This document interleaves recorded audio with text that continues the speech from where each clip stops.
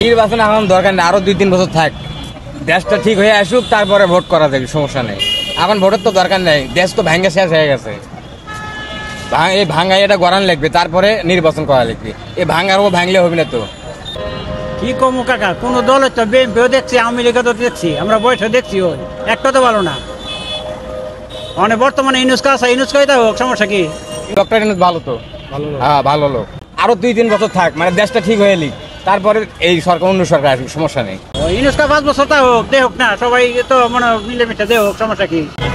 নির্বাচনে এখন কে আসবে তা তো বলতে পারেন। আমাদের কথা হলো জনগণের সুষ্ঠু নির্বাচন, ডাক্তার ইউনুস বলছেন যে দিবেন, আমাদের জনগণের সে জিনিসটা সে পালন করতেছেন না, আমরা তার অপেক্ষায় বসে আছি। এখন সুষ্ঠু নির্বাচন দিলে আমাদের জনগণের পক্ষে ভালো হবে। তো মনে করো বিএনপি আইলে আবার তো এইটাই হই, আওয়ামী লীগ যা করে গেছে বিএনপি তাই তো করবো।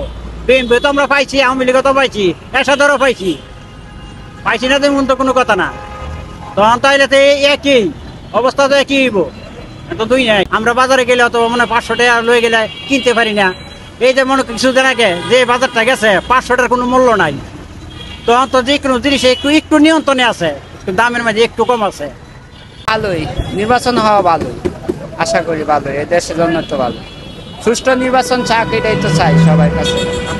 আর খাওয়ার জন্য পারাবাজি করিচ্ছে, খুব তাড়াহুড়ো করিচ্ছে, এটা বিএনপির লোকেরা করিচ্ছে, মারামারি, তার জিডি সিডি সবকিছু হচ্ছে, এখন চাঁদাবাজি হচ্ছে, সবকিছু হচ্ছে। ভোটও তো দেরি নেই, তো আরো দেরিতে ভোট হোক।